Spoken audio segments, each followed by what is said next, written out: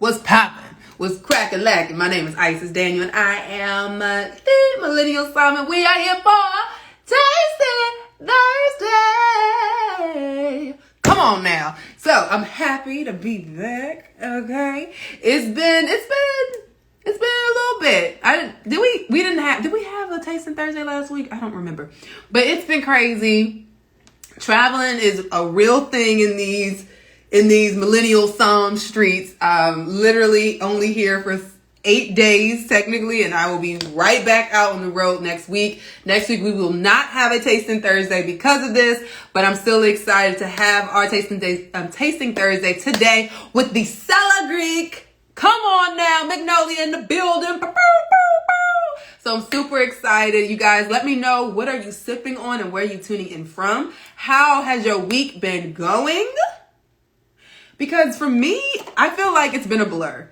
Honestly, going out to the Derby was absolutely fun. I had a great time. However, work just doesn't end.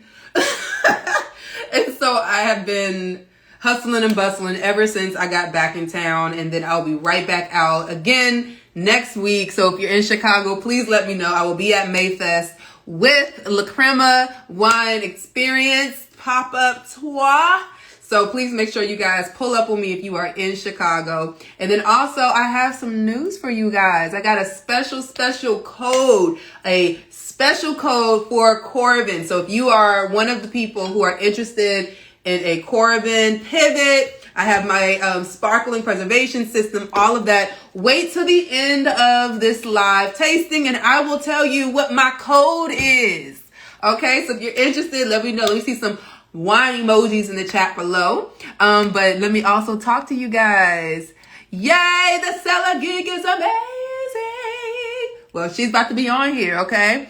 Florida's in the building. What's going on? North Carolina is in the building as well. Come on with the Zen. What else are you guys sipping on and how are we feeling? I'm ready. And I don't even think we're going to wait much longer. I think we're just going to go ahead and start this live. So one thing about the Cellar Geek that I'm most excited about to interview her and talk to you guys all about it is really her journey. I always feel like wine is kind of one of those industries that you have to discover in the United States. Like when you go to Argentina and other wine making regions, it's almost like you're either going to be a doctor or you're going to be in wine, right? But in the States, it's not really like that. Here in the United States, it's actually more of a calling. Like wine happens to find you wherever you are. So if you guys are ready to hear another story where you are able to make wine your way, how you are able to be in this industry in your own unique way, or even a cool story about how wine found her, let me see some wine emojis in the comments below as I get ready to have her in. Okay. Millennial Sam. Oh, you're so funny. What's going on, Rob? Carolina's in the building. Hello. Handsome Holly, how you doing? I'm beautiful. Thank you, baby. If you're talking about me. Let's go on. Live Elementary, how are you doing? Winery Memes, hello, how you doing? Dom the Mermaid, hello, how you doing? Damo the Mermaid, how you doing? All right, you guys, so let's go ahead. I'm going to add her in. Yes, thank you so much for the wine. That means we're ready. Let's get it. Greetings from North Carolina. Hello, gorgeous. Hi. No. She wanted to be part of it. Yes, how are you doing? So this is the Palm Psalm. Yes. Which, by the way, he has his own Instagram with wine reviews. So make sure that you check him out there as well. She does. If I do any wine review, I put it on the Palm Psalm. So she's the one. She's a little celebrity, you guys. This is what I just did yesterday and posted about. So I'm really highlighting canned wines. It's really in right now. There's a little bit of wine left in it. I'm going to pour out for my Yeah, tell us about the wine. Give us a little background story on this canned wine or whatever wine you want to feature for today. Talk to me about it. Yeah, so, well, this one, man, I just picked it up at the store. They're super affordable if you ever look at it. I'm a big component on promoting that, go to the stores and look for Tetra packs, wine in bags, in cans. It's really an in thing right now for winemakers to use stuff that are more sustainable, that aren't so heavy, so the cost can be more efficient for the customers. I don't think most people realize how expensive actually getting a wine in a bottle is. The cork is expensive. You're paying a designer and the label, the printing of the label, the glass, the weight of the shipping. All that is taking away from just how much you're paying for the stuff you're drinking inside. Okay. We haven't even started about who you are and what you do, and you're already dropping knowledge. So let's go ahead. I do want to touch on your wine a little bit more on the experience, but let everyone know exactly who you are. I know I gave a little sprinkle, but give us real details about who you are as the Cellar Geek. Okay, well, I work with private wine cellars, so private collections. That's what I do. So usually it's expanded a little bit now, but it started out basic of if you have a cellar that's gotten a little out of control, not everybody, but certain people tend to get up in the thousands of bottles and hundreds, and you might start real cute with little handwritten tags and whatnot, and before you know it, you sign up for a couple wine clubs and the shipments keep, and you're busy with work and life, and all of a sudden boxes start piling up, and you just, it's like anything else that gets messy. A closet or a room, your junk room or junk drawer just gets out of hand. Yep. And I come in as somebody to be able to take care of that side task for you. When I tell you I need you, I'm looking around at all the boxes. Literally, everyone, if you don't know, we do have live tastings on TikTok right before we head over here for the interviews at 7 o'clock here, p.m. Eastern Standard Time. But I was just telling them, I have so many boxes, and it's about that time for me to reorganize. So I might need you one of these days. Okay. Yeah. So that's how it started. I can do anything from a couple hundred. The cellar I'm in right now that I've been posting about, I was in today, is about 700 bottles. Wow. So definitely not the largest cellar I do. My largest is about 8,000 bottles. A range. Come on, I wish I had that. Come through, wine. There's different calibers of the wines that people purchase, so the value of the contents of the cellar quite vary. My largest cellar's value is a couple million. Okay. But now I've expanded out even more so. So now I'm also a personal shopper for some of my clients. They don't have time to go out to the wine stores or to, search online or to, they're running a company. They're running businesses. These people are busy. And, they want, their cellar stocked up. So I'm more than happy to go shop. I do try to primarily focus on local bottle shops. I like to mom and pops. Here in Tennessee, I'm from Tennessee, everybody. Nashville, Tennessee, come on. With ISIS. So we opened up a couple years ago, maybe 2 or 3 years ago, opened up that you can serve wine or sell wine in grocery stores. But we weren't up to that speed yet. So when that happened, it really put a ding on local bottle shops. So I do really try to concentrate on that. I try to make sure and buy from them. I try to advertise them to my clients. Listen, this, and this is this close to your house. Start building a relationship with them. Go in, talk with the guys who work there. They'll start getting to know your tastes and what you like. They'll call you, comes in.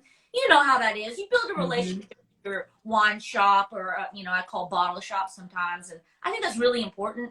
Don't just buy online. Don't just buy through, listen, there's nothing wrong with Zacky's and JJ Buckley and all the big names out there. There's nothing wrong with it. We all still shop at Walmart. There's nothing wrong with it. But, you should also, I think, pay attention to the small guys too. So I try to highlight that as well. Excellent. Okay. So let's just pause and reset because you came in here guns blazing, which I knew you were going to do. I love it. Before I start to I want to dive into the behind story before you got to this point. But we actually already have a question in the chat. So you guys, if you have any question throughout this live, feel free to ask in the chat, or you can press the question mark on the bottom of your screen. But Ron B 2019, which I'm pretty sure Ron B came from TikTok, was popping. Has a question here. What is the average, and he made a correction, what is the average bottle price in a 8,000 bottle cellar? I know the answer to this. That particular person's average bottle price is $350 a bottle. Wow. Okay. Kind of so, range what would you say? That's kind of the range he likes to drink in. So yeah, his average is $350. I use and strongly recommend my clients to use a certain app that I found is the most superior out of all of them. It's called VINOCELL. I'm not getting nothing from it, but it's not like I get some kickback from them. But they probably need to. You should reach out to them. Do what? You should reach out to them, especially because you have this business where you're constantly working with sellers. I think that would be a great investment to see if there's some type of link or something that you can profit from if you were recommended for everybody. They know me. They're great at emailing back. The people who make it actually live in France. So they respond so quick to any tech questions. And I've actually had a lot of updates on the app due to my suggestions. Wow. I sent on, glitches, or you should fix this and this, and then they'll send me an email back and say, we've added that to the next update. So I've worked on that. I just think it's a great app. It's not a subscription app. You buy it once and you can use it. All my clients are always shocked there's not a subscription factor to it. Their customer service is amazing. Like I said, they're in another country, but you send them an email and any kind of question, someone right back. They have easy tutorials you can click in the app where it'll show you how to do certain things. I have clients that use that they're not even techie. Like they don't even use their cell phones, and it's so self-explanatory. I love that. Absolutely love it. There's so many different aspects to it you can do. You can upload pictures, you can take photos, you can add in so much information about a wine down to the balms and sugar percentage and grams. Wow. You can break it down to not just sparkling, but is it brut? Is it brut nature?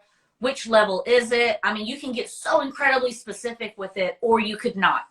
Right. It's not left with a bunch of empty spots on each wine profile. It just puts them away and it only shows you what you feel. I mean, it's just fantastic. I love it. And that's why I was able to answer that question so easily, because that client uses the app and there's a section on the app that it breaks down your cellar on how much average per bottle is in your cellar. So it's really cool. Great. All right, you guys. So if you have a cellar and you're trying to build it up, she just gave you a resource. What is it called? And then I'm gonna ask you a question. But what is it called again? VINOCELL. VINEELL. It's really great. All right, I'm writing down, and we'll give them a shout out when we post this as well.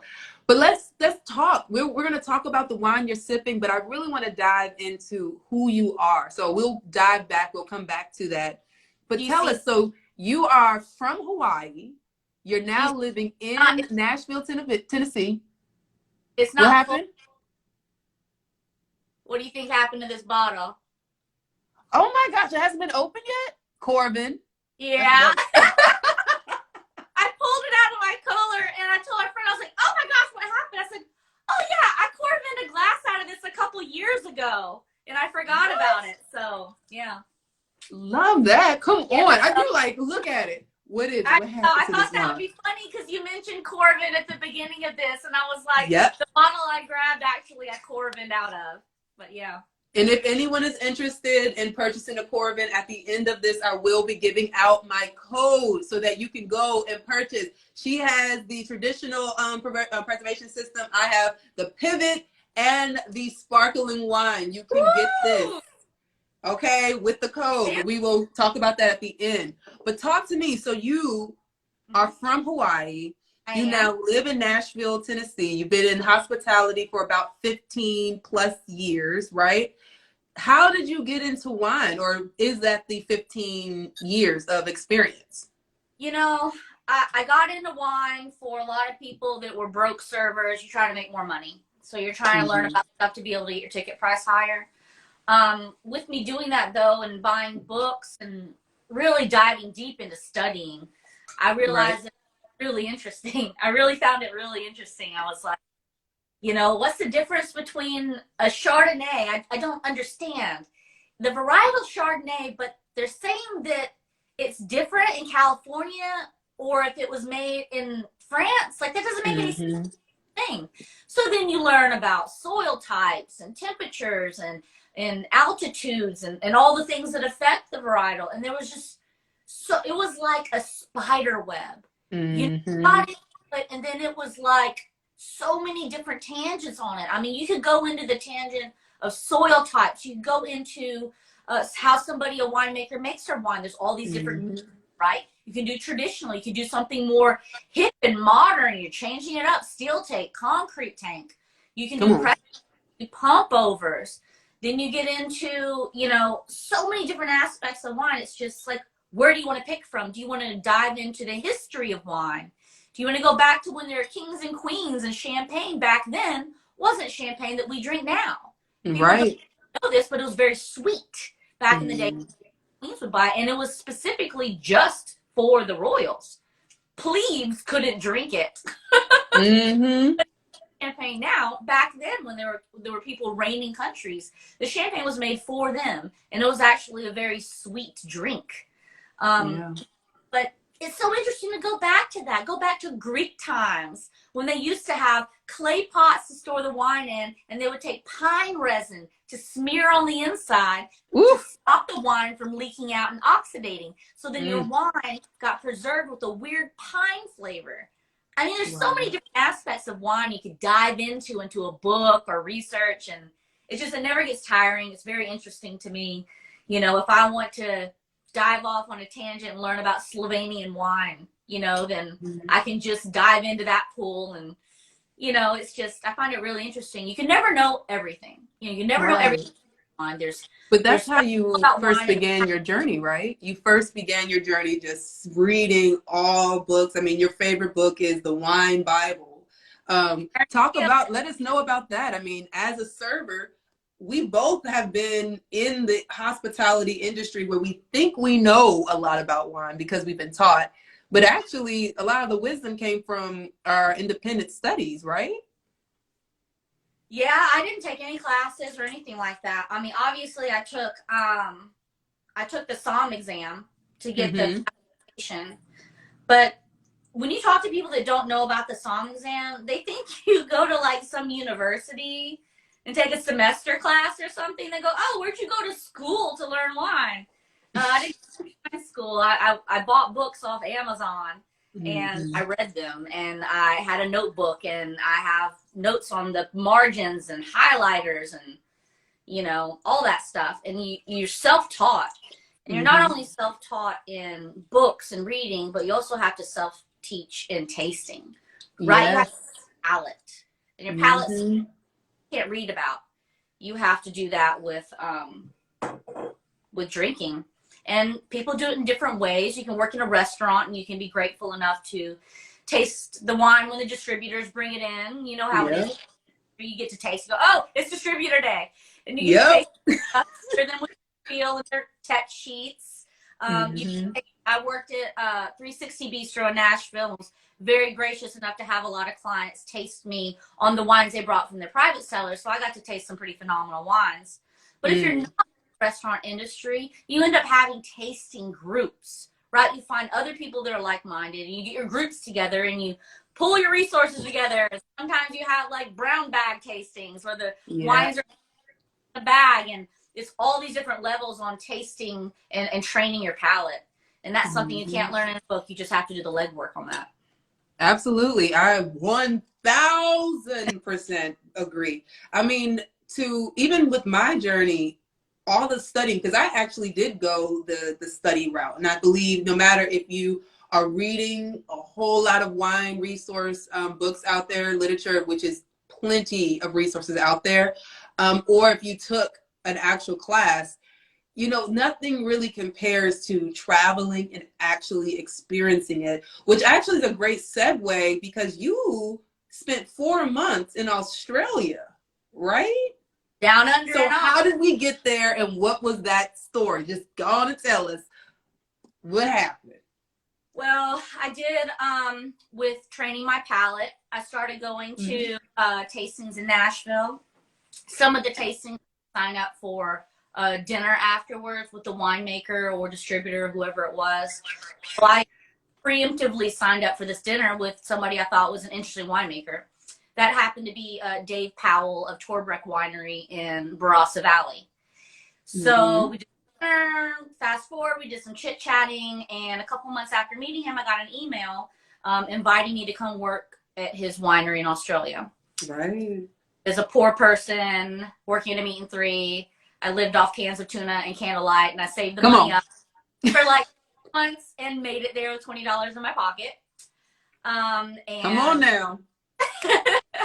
See, and this is the deal. This is the deal. This is the deal. Wine is a very expensive pursuit. It doesn't matter what you're trying to do in this industry. However, it really depends on how hard you're willing to work for it, the connections you're willing to build so that you can make it to that next stage. So honestly, you might have worked hard and only went there with $20 in your pocket, but you went. I did. I went. I didn't have any money.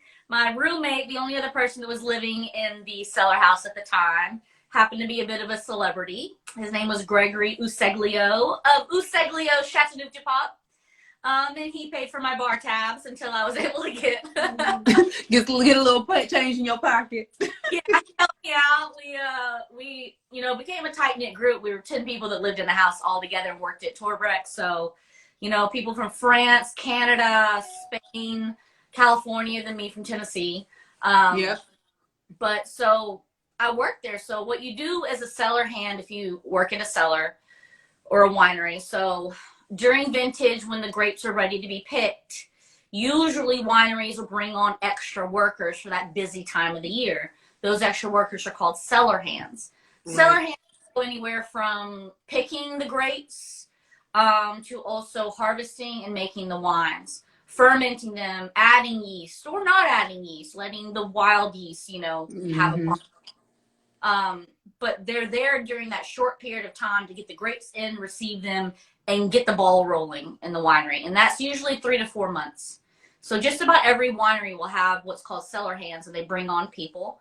They're usually from all over the world, people who are trying to get experience in different wineries. I did not actually pick the grapes. They hired people for that, which I'm very glad for. I heard a lot of horror stories on picking grapes. Yep, girl. That's going to be me this summer. Pray for me. Yeah.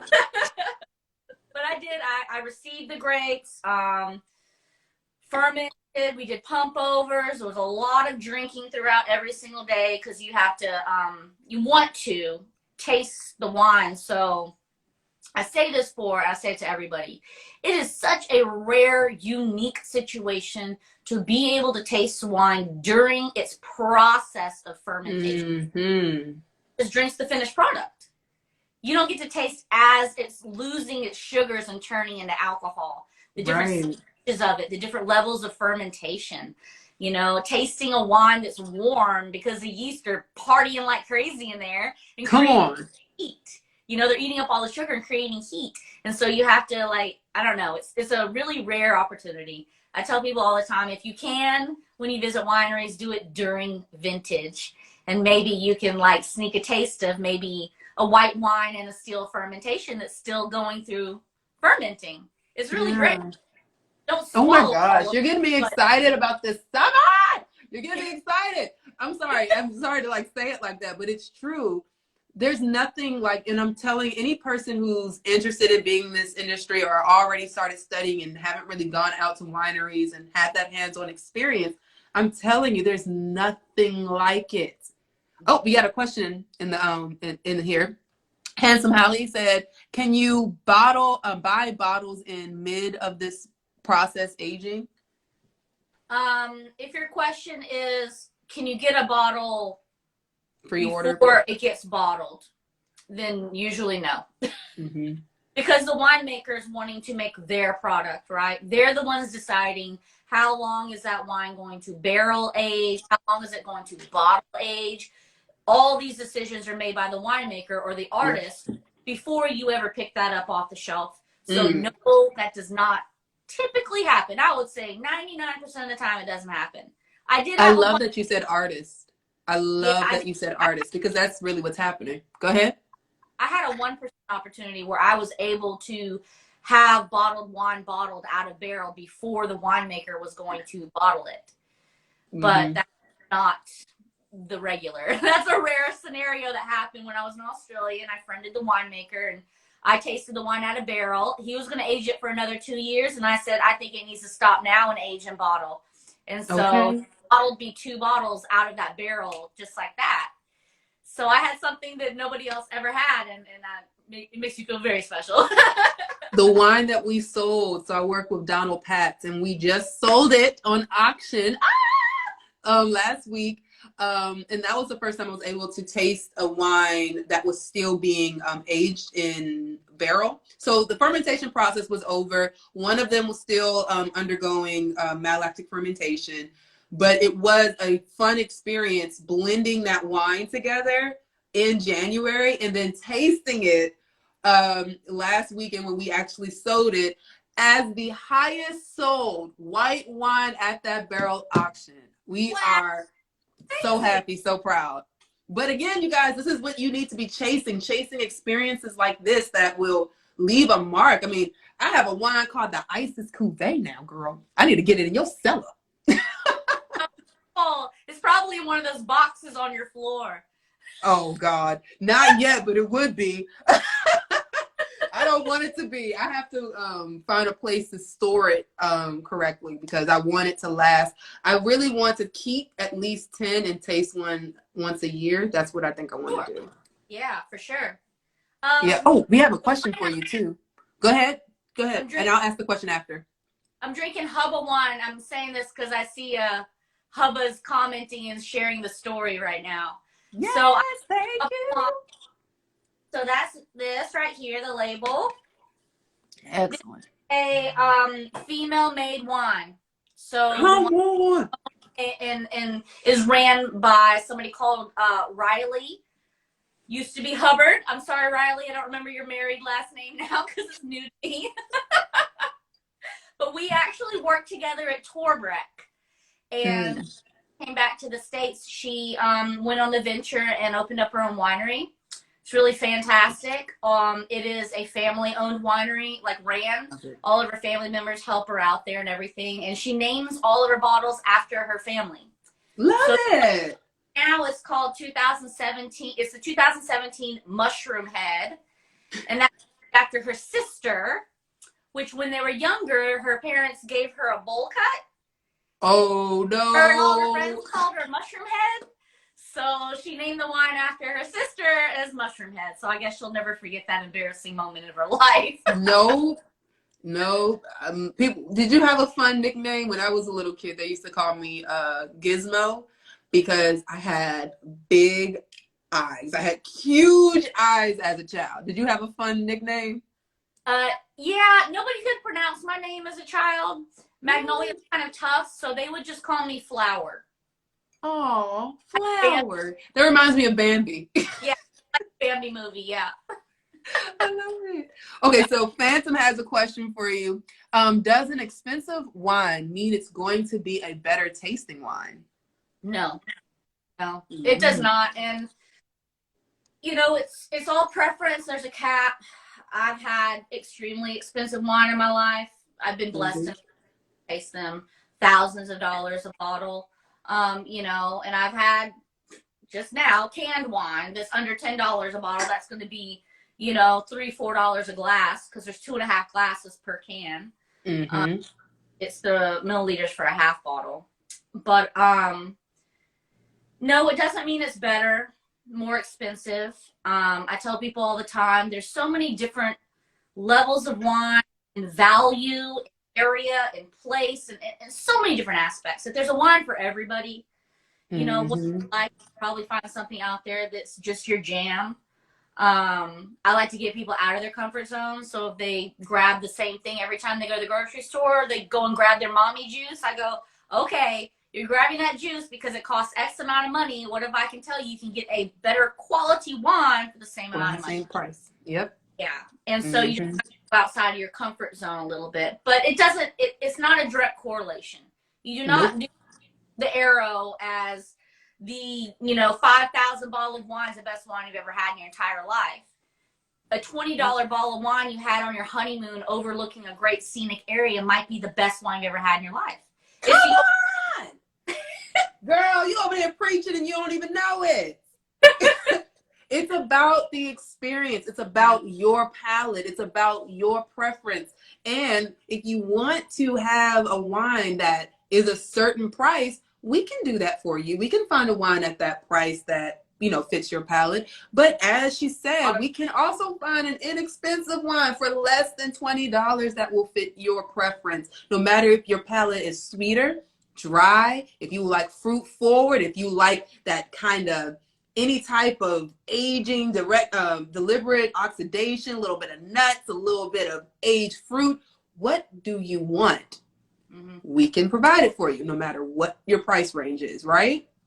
I say all the time that wine is the only alcohol beverage that has a direct correlation to your state of mind and your experience versus the taste. Period. If you have a Grey Goose martini after you just got fired from your job and you're sobbing and your boyfriend broke up with you versus you had a vodka, the same martini overlooking Paris, France after just getting proposed. That martini is going to taste the same, right? It doesn't matter. Right. It is what it is. But wine is the only one I feel that changes versus your experience. You may have a wine, and I say that all the time to people. If they drink a wine and I know that it's like a good wine and they say it's absolutely terrible, I'll ask them, well, tell me the scenario that you drank this wine at. Were you having dinner broken up over the table? Then that's going to be the crappiest wine you've ever had because it's associated with a terrible situation. So I always say that. And that's reflective in the cellars that I'm in too. And the cellar that I'm in right now has a lot of very expensive bottles. But I can tell that they're attached to special moments. Believe me, I've seen some like shockingly cheap wines in some of my cellars, and it's because they're associated with memory. You might get that wine again and go, oh, it brings back the memory of when you had that wine before, Absolutely. And in fact, we actually have a question in the comment section from Thirsty Chap that says, what's your favorite wine combination with experience? First one that comes to mind. I got distracted by Thirsty Trap. Say You're funny. What's your favorite wine combined with experience? First one that comes to mind.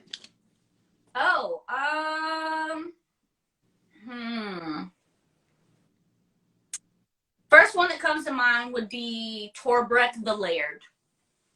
What's the story? Let's go. That's really throwing the diamond in the rough there because it's one of the most expensive wines out of Australia. But it's the wine that Torbreck makes. It's the Laird. It's a black label. And I remember walking around wasted after a big into vintage dinner. I mean, fancy dinner. They flew in Tetsuya chef from Sydney, Australia, with all of his staff. It was a tented event. People flew in from around the world, and us cellar hands. I mean, it was a magnificent event, and everybody got sloshed. There was wine, there was beer, anything you wanted to drink. I mean, that's just how Oz is. If you ever been, they drink a lot. Anyways, it was a lot of people were passed down the grass and stuff, and I remember laughing so hard in the tasting room with one of the head winemakers over the Laird, and we were just drinking out of the bottle like it wasn't $1,000 for that bottle of wine. Come on, that's a whole experience. I love that. There's actually a photo floating around online with her, with myself, him, and one of my roommates that also worked. And it's blurred, but we all fell on top of each other on the floor. So we're on top of each other like a sandwich, and one of us is holding the bottle up. I can't tell you who took that photo. I have no idea who took the photo. That Oh was, my gosh. yeah. Your story is so much better than mine. Mine makes me sound like a fatty. Because I had this wine, which I talk about this food pairing all the time, but I had a South African Chardonnay. I believe it was Russell Hamilton or Hamilton Russell, something like that. But it had beautiful citrus, lime in particular. And I actually wanted some pho, bought that. And this is right before Tasting Thursday. So on my Tasting Thursday, I am eating my pho and drinking this wine and thinking to myself, this is why when we talk about Asian cuisine, first of all, Asian cuisine is so vast and broad. To even put just one particular type of wine with each dish because it's Asian is just a problem. But on top of that, this particular wine, it blend. It was so perfect. It was the perfect pairing because I add a lot of lime to my pho anyway. It was just everything I needed. So when I think about like a wine that I love in a memory, I think about that because pho is one of my favorite foods. Like in general. I'm what'd you say? But I love pho, so it's my everything. Oh my gosh. All right, so let's talk about really after Australia, you've worked, you're getting your hands dirty, you're getting, a lot of experience that you didn't anticipate, but then you come back home and you start working in cellars. Like what was that story, that bridge of how you got there?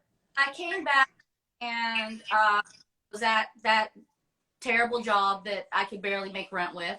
Mm-hmm. And, I started dating this guy that he did the longevity. We're still together. Okay, hey guy. 10 years later. So, so he kind of nudged me on saying that I should be more confident in my abilities and I should shoot higher than what I was shooting for. Mm-hmm. So I did. I took the jump. So I quit that job and I put in resumes for high-end restaurants in Nashville. Because I live about 30 minutes south of Nashville in Murfreesboro, Tennessee. I don't live in the city. I grew up in Nashville, but I don't live in the city. And I took the leap, and it worked out. I ended up working at a restaurant called 360 Bistro. It's in Bellevue, Nashville, which is where all the old money is. I don't know if everybody knows that term. Does everybody know that term? There's new money and there's old money. Yes, we all know that term. Okay. New money. Okay, sorry. If anyone knows the song I was just referencing, y'all get it. Okay, go ahead. So that restaurant is in an old money part of Nashville, and it had quite the influx of to-do people. And I worked there for some years. I think it was probably around 3 or 4 years. Mm-hmm. And then, the owner asked me if I would step up to be the general manager. And we had that conversation. It worked out. I became the general manager. Mm-hmm. When that ended, I didn't know what was going to happen. I didn't know what I would do next. And an opportunity kind of fell in my lap. One of the regulars offered for me to come set up a cellar that she had just built in her home. All her wines were still in boxes. Nothing was set up. It was just a shell. The cellar got built. Mm-hmm. So, I love wine and I'd be happy to do it. I'm very familiar with majority of the labels. And so I went in and set it all up for her, and then it just cascaded from there. It waterfalled. That person ended up falling into an estate situation where somebody had passed away. That fell into everybody the estate inherited of that person's cellar. I set their cellar up. Then I'm getting phone calls and emails, and I got your number from so-and-so, an email from so-and-so. And 100% of my business is by recommendation. It's always somebody got my number from somebody else, which helps me out. I don't really have to argue. Word of mouth. Somebody's already argued on my behalf that I'm not going to come rob you and I do a good job. So somebody else is for me. Because majority of the clients that I go into their homes, there's a high level of trust. Not only with your valuables, but I tend to have all the codes to your house.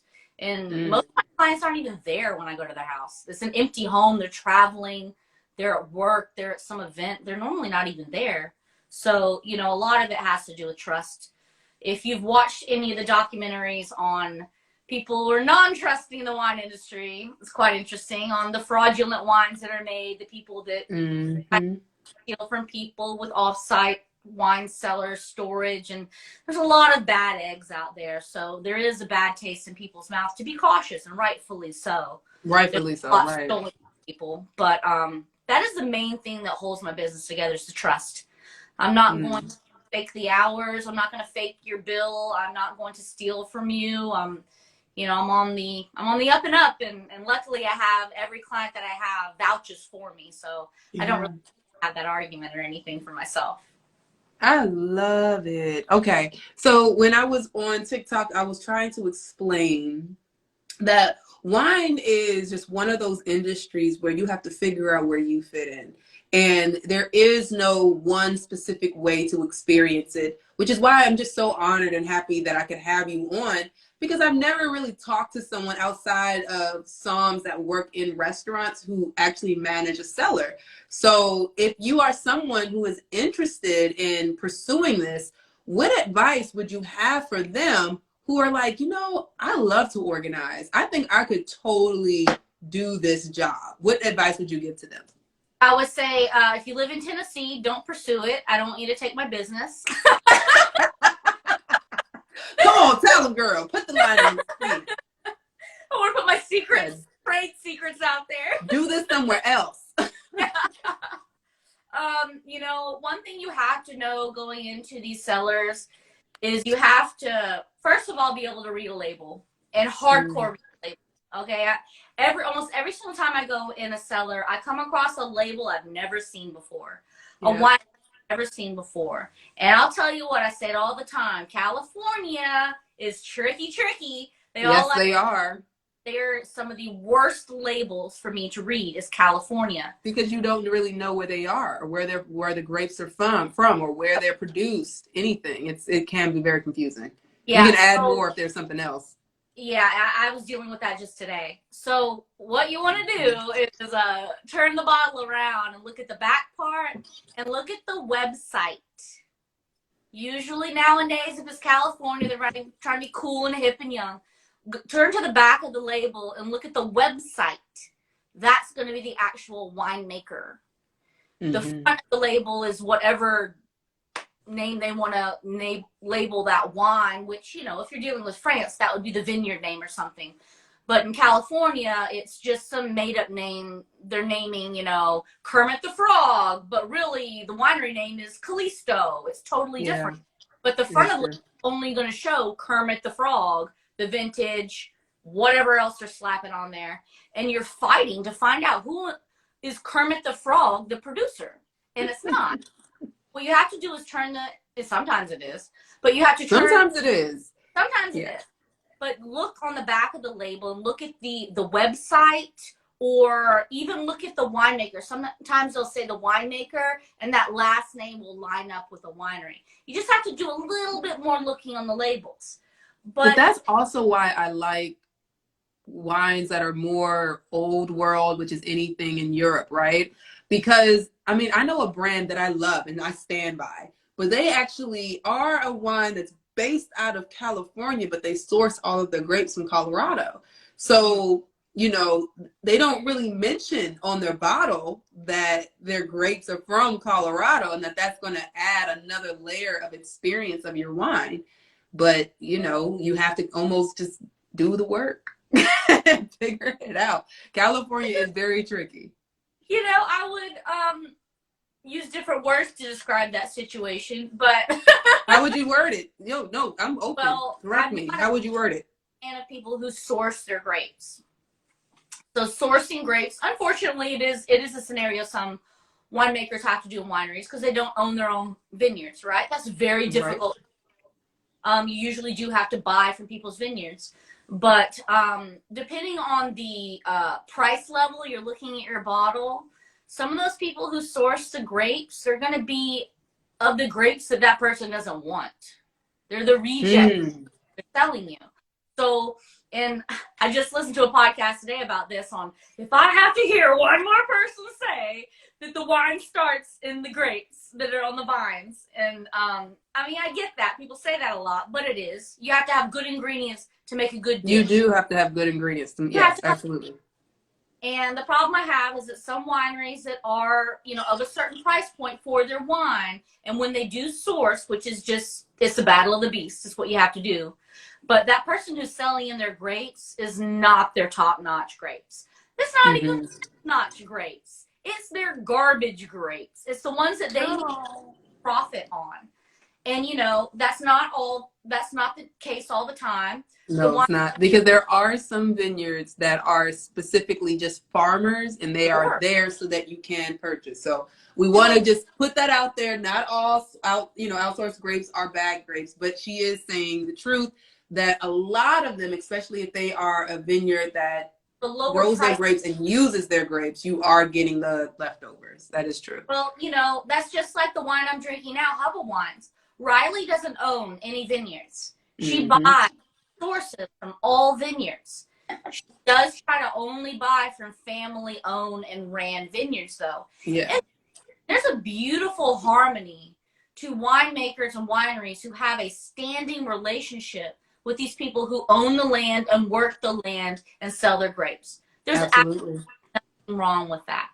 I'm saying there are situations where there are wineries that sell their wines at a certain low point that are sourced grapes, and those grapes that they source are not fantastic. Yep. And this is why having a relationship with these brands are so important, so that you fully understand what it is that you are purchasing. Because most brands, believe it or not, unless they're kind of like really, really low quality, they're going to try to keep a lot of their secrets to themselves. But I've found that a lot of winemakers are pretty open with their processes, so that you fully understand where they're getting their grapes, how the wine was produced, what to expect when you're drinking this wine.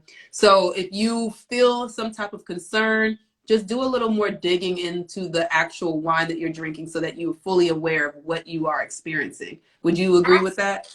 Ask the winemaker. I can't even tell you how many winemakers I've emailed. You go on the website of the winery and you find the wine. Nobody ever writes the winemaker, by the way. Right. You find the winemaker, the head winemaker's email, and email them a technical question. Hey, come on now. You're talking to me right now. You can't find the text sheet on the wine you're looking for. What's the percentage on this? Did you use cold fermentation, pump overs, punch down? Ask them specific questions. Ask them. I've asked someone here locally. So locally, there's a winery called Arrington Wines. It's owned by what's the name? Brooks and Dunn. Brooks and Dunn, the musicians Brooks and Dunn. So they own a winery here, right close to Murfreesboro, in Arrington, Tennessee, called Arrington Wines. And when they very first started coming out, I had suspicions because they had just started and all their grape. I know when you plant a grapevine, it takes 3 to 5 years before you can use that fruit. Right. So there's no way that they're making wine from these little tiny vines they just planted. So I wrote the winemaker and found out that they were currently sourcing their grapes from California. Right. I questioned him, can you still call this a Tennessee wine if the grapes are coming from California? Technically, you can, and I mean, this is a conversation that is much deeper than what we are actually talking about. Again, when we talk more old world, most of them can only grow grapes or use source grapes from specific regions. Most people can only treat their wines in a specific way within that region. When we talk about American wines or California wines and AVAs and all of that, you have more flexibility to do what you want. But because of that, as a consumer, you're often left in the dark where you're not sure what exactly you are consuming, which is why, I love the advice that you gave. I wrote it down for myself because you're right. You can email these winemakers directly.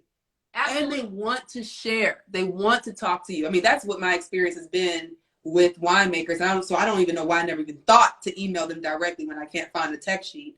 Like you just helped me out. You don't even know it. Seriously. Well, a motto of mine is all you can do is ask. Absolutely. Just ask. I did this recently to one of my clients. I set a meeting and I asked a big question of him for a favor. And I said, listen, at the end of the day, all you can do is ask. You can tell me no. You cannot answer my question. But if I never ask it, I'll never know. Just ask the question. And that's the same way with wine and winemakers. All you can do is write the email and ask the question. They don't have to respond. But you know what they're not going to do? Figure out who you are and what your question is and send you the answer. They're never going to do that. You have to ask the question if you ever think you're going to get an answer from it. So you better preach. Yeah, you got to take that foot forward. And don't be scared to, because all these winemakers are doing are wanting to do this. They have no problem. They're geeking out over an email describing what they're doing. No problem. And again, it's what you said earlier. You're talking to artists. That's something that I wish I could really drill into people's heads. This is an expression of an artist. They wanted this wine. Now, it depends on who you're talking to. You kind of get two different artists, right? You get the artist who has an idea of what they want the wine to taste like, and they're willing to do whatever it takes to make that wine taste whatever specific way. But then you have other artists that really pay attention to the natural flavors and experience of that wine, and they want the wine to really be represented for what it really is. But no matter what, they're both expressions of artists. So, I mean, I love everything you've been saying. Go ahead. I think every single winemaker and wine can be described as an artist making it, that's the artist's expression. I think some are crafters. I think some wine are somebody who crafted that. I think other wines that you drink are more on the chemical technical side. You know, you have they're crunching the numbers and looking more laboratory wise. A lot of people don't know there's a laboratory for every single wine that you drink. There's a lab. You're going on screen. Because you're over here preaching. I don't, like, you just dropping knowledge. I'm totally a fan. Keep going. People don't know, so it is quite expensive. Torbreck had a laboratory on site. We had our own lab assistant. But, you know, when you're looking to harvest your grapes, nowadays, and especially in the U.S., with the technology and stuff that California tries to go out with, and Oregon, you're not going out there and picking a grape and tasting and going, oh, it's right to harvest. No. You're taking it, going back to the lab, and you're testing the sugar levels in that. Is that the level? What level of tannins? What level of acidity? You're looking at the number and the data to pull that. You're also looking at the numbers and data in order when to stop fermentation and when to go towards barrel. You're looking at the data in the barrel of, yes, there is still a portion of tasting. That's why there's called a wine thief, that you go in a barrel and pull it out, a wine thief, and taste it. There's still that portion of tasting, but people don't understand there's a very technical side to winemaking that's behind the scenes. Not everybody can afford an on-site technician laboratory. A lot of wineries hire a mobile laboratory. They get their samples ready and somebody shows up like a food truck and runs that stuff out for you. Yep, sure does. And it's so it really is like a food truck. I'm so I'm laughing at you right now because you are really dropping that knowledge. I'm like, yes, and yes. Winemaking, it's not some hoity-toity guy with the best palate in the world in the dark dipping and tasting everything. There's a lot of science behind it.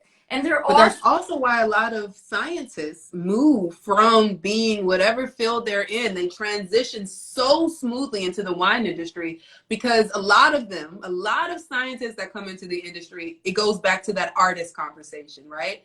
They are artists. Everyone I've interviewed who happens to be a scientist into the industry, they love the artistry and also the science of winemaking, and it really does blend both worlds for them. Right?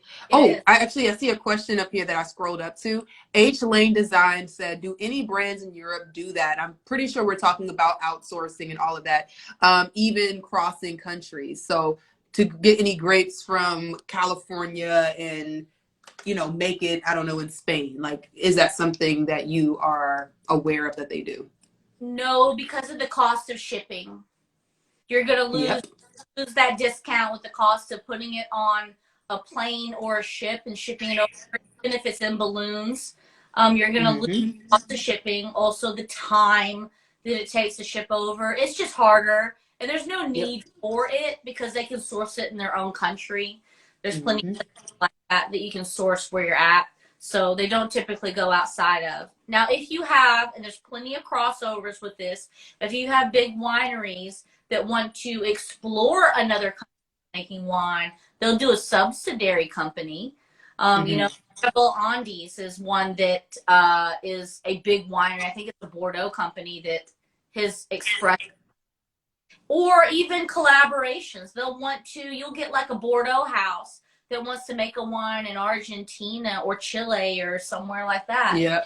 And they won't source the grapes. What they'll do is they'll find an existing winemaker there and go there, and then start a new label where they work together. That's more the route they'll do, but that's comparing apples to oranges though. But always remember that most wineries, especially when we're dealing with old world, which is typically more traditional, the terroir, really understanding the flavor profile of wherever that wine was made or that you're experiencing, they do want it to a certain extent to be able to lead back to where it is, which is why when we were talking about earlier, that one particular company that sources their grapes from Colorado, but they make their wine in California, you don't typically see that as often because most winemakers do care about place.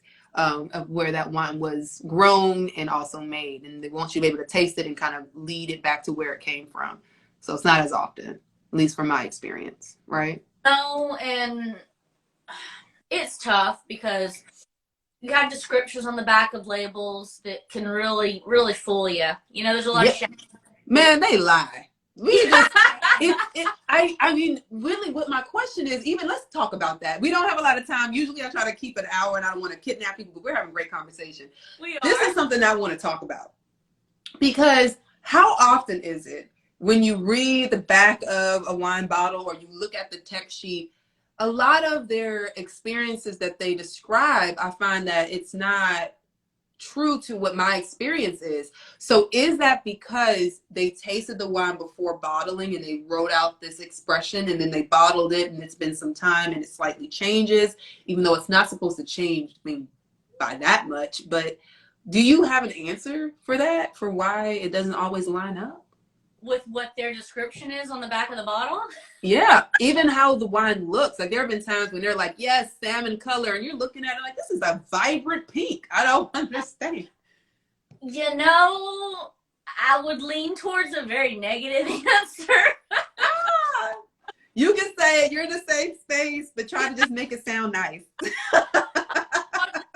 Maybe I have noticed sometimes that you use the same label that you have on different vintages.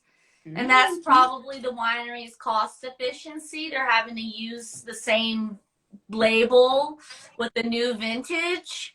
The label's different, but the back label's the same as maybe a past vintage. You know, I didn't even think about that. The battle of the beast. Sometimes you have to do that for cost. Not everybody is falling out of control. Some people have to cut where they can, and not a lot of people. The masses don't super critique the back label that are drinking it. Also, you might outsource that back bio to someone who is guesstimating what it should be.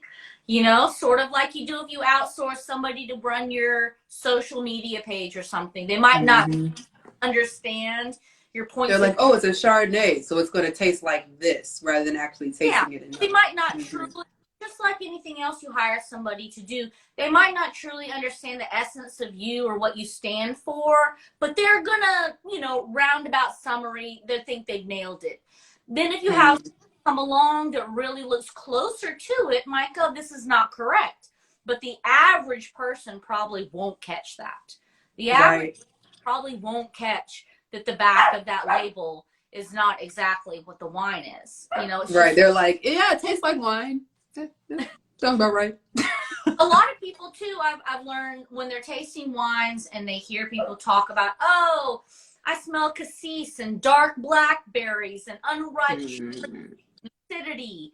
Somebody else might hear you say that and go, I don't smell any of that.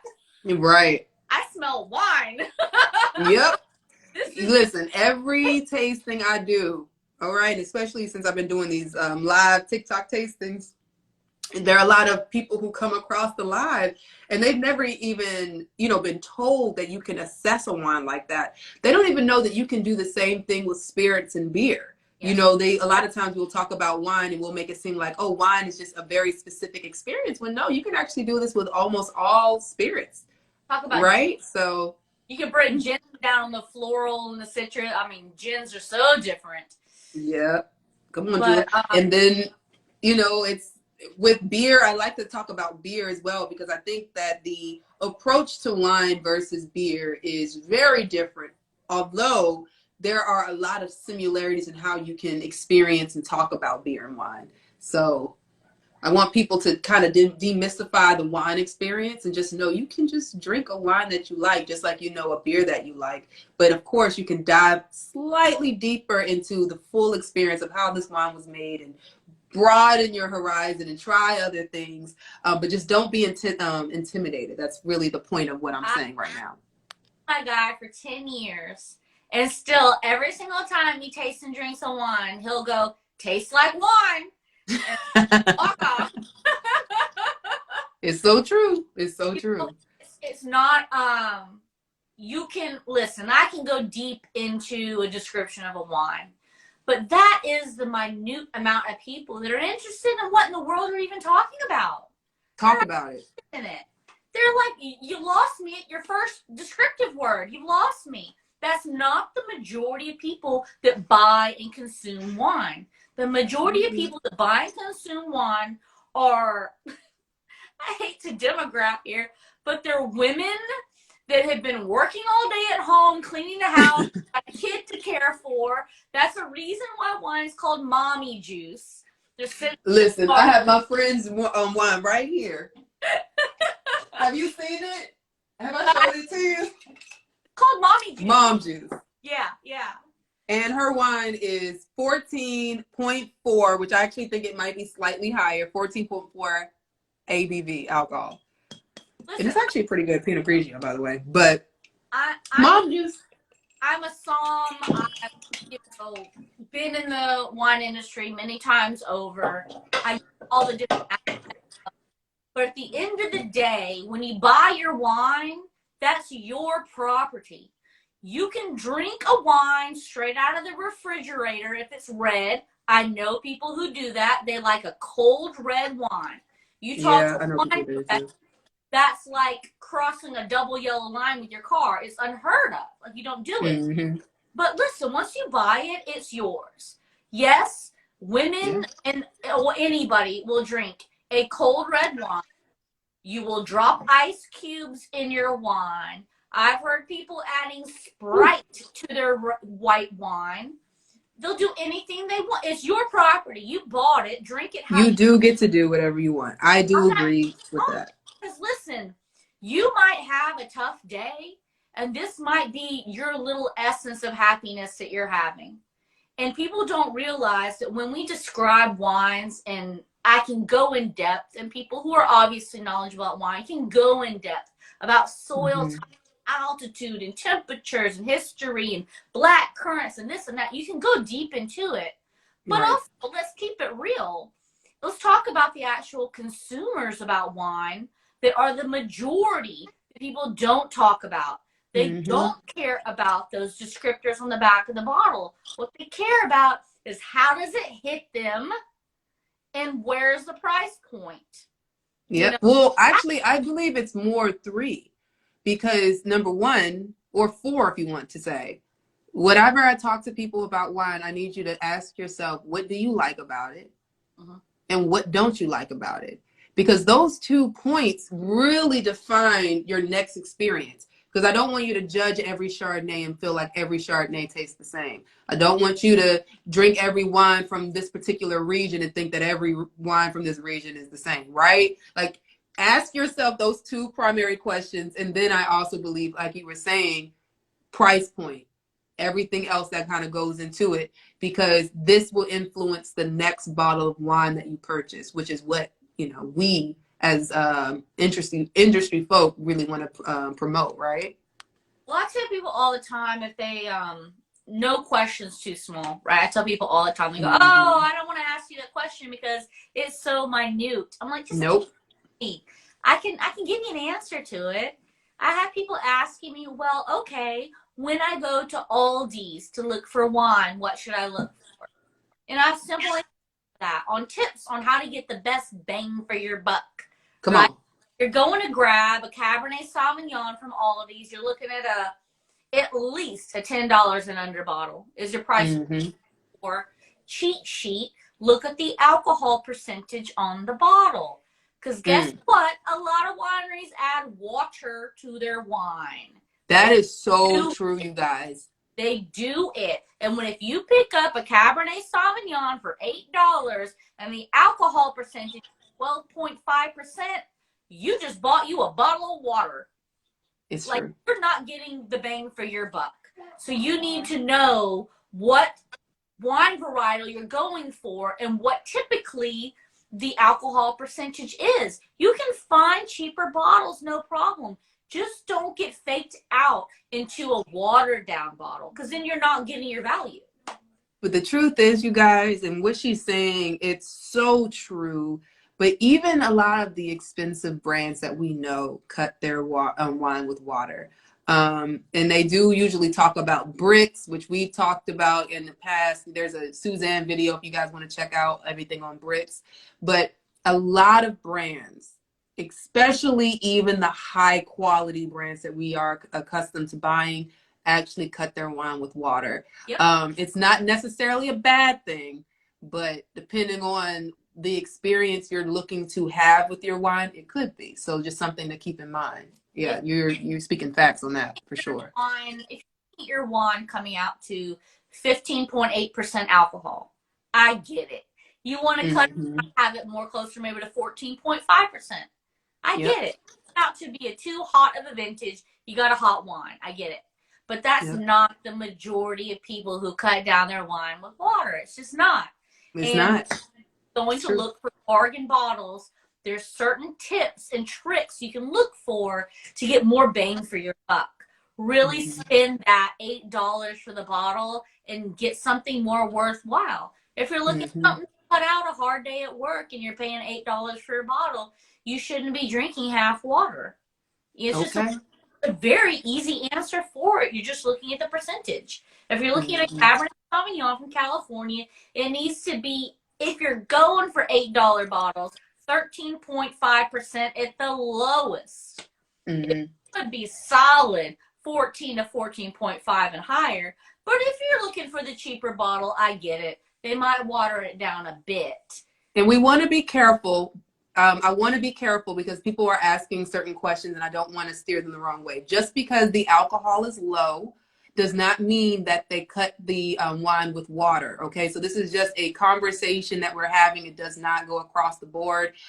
Even if we wanted to talk specifically about German wines that typically want their alcohol to be lower, what do they do? They lower the temperature of the fermentation process to stop the fermentation process. So you'll typically have higher sugar content, lower alcohol content. So I want you guys to be aware, this is a conversation. This is not a sweeping generalization. So someone asked, what percentage should we look for? You should look for a percentage of what your needs are. If you don't want a high alcohol wine, don't get a high alcohol wine. If you do want one, find one that's 14% and higher, because that's the range of high alcohol content. So we want to be careful in what we're saying. We don't want to deter you from what you're looking for or make you feel that every wine that's lower than 14% or 13% has been cut with water. I just have to put that out there. It's specific. That's why I said Cabernet Sauvignon from California. Right. Temperature, climate, hotter climate. So is typically high. You can get up to 16% alcohols on those bad boys from some producers. So if you go in a store for a bargain hunter and you see a Cabernet Sauvignon from California, and it's 12% alcohol. Some in the milk ain't clean. Yeah. But, you know, it's the same thing like I said before, and how everything's so different. I mean, I love Burgundies from France.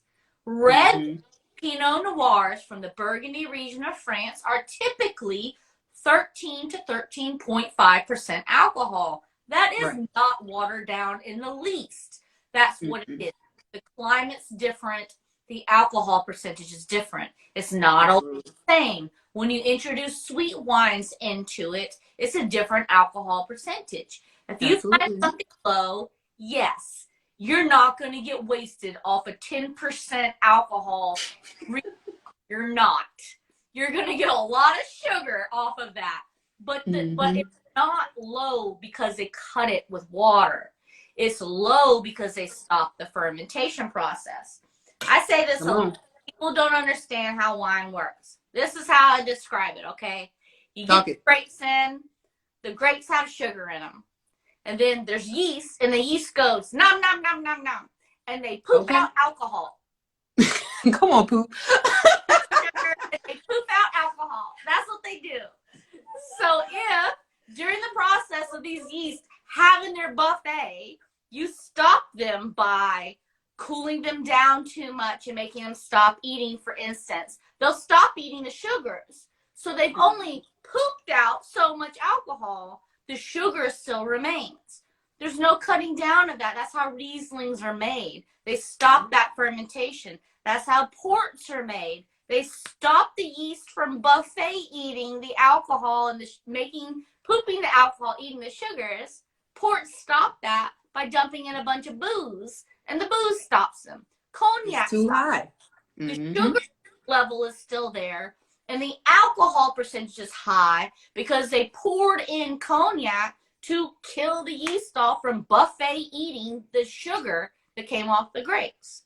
So you have to understand where that alcohol is coming from in that line to understand why maybe some wines would be low alcohol percentage and not cut with water. They're not cut with water. It's because they have a high sugar content. They didn't let the yeast finish their buffet meal. They stopped them off. Okay, I'm going to take that little video. You will see the replay of this little clip. You will see it, okay? Because that was a perfect way of explaining how alcohol is made and understanding really the sugar content, alcohol content, how it all is related. You know, I have a tasting club, and we actually had our tasting club yesterday where we tasted a Gewürztraminer. But the truth is, everything is connected. Every sip you experience, every aroma you experience, all the way down to sight. And I know I'm going backwards in the tasting, but all of that gives you clues about this particular wine, where the grapes were grown, how the wine was treated, everything. So, you know, whenever people try to talk about wine and they're like, oh yeah, tasting is just all this extra stuff that doesn't matter. It actually matters a whole lot if you're trying to understand that puzzle, get to know the puzzle pieces and put the picture together. And so, I mean, everything that you said, I mean, I'm reason why I'm kind of rambling right now is because you've just been dropping a whole lot of knowledge. If you are just now tuning in into this live, you have to watch the replay from beginning all the way to end, because when I tell you the Cellar Geek has been in here geeking out, I mean, it's been awesome. We're over time. We're 13 minutes over, so I do want to wrap up. But is there anything you want to add before we head on out? I don't know. You can check out my pages. The Cellar Geek. That's where I post all of my cellar stuff. So you'll see me hanging out with a bunch of history and wine bottles. Come on now. I pimp my dog out for the tasting. Don't pimp your dog out. Lord have mercy. But she really did, though. It's super cute, you guys. Oh, she's on the ground. There you go. How you doing, sugar? She gets pimped out for tastings. So she'll sniff the glass and give me her tasting notes.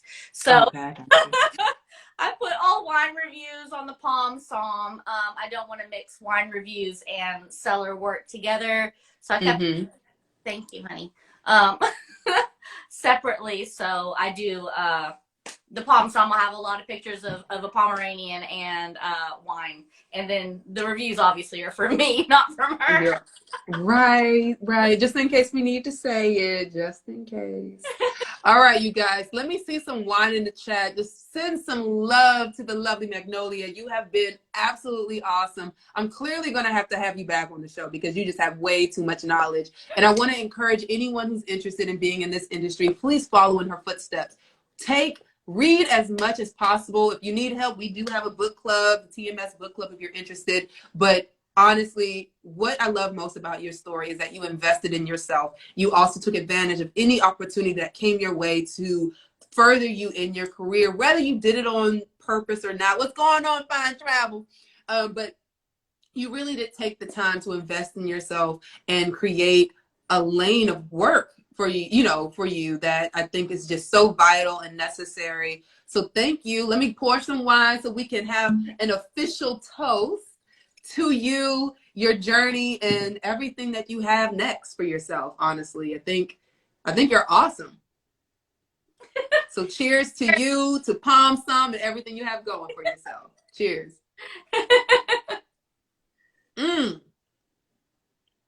Come on, wine. Cheers. All right, you guys. So I'm going to go ahead and head out. Thank you for joining me. And we will see you very soon. Bye. Okay. All right, you guys.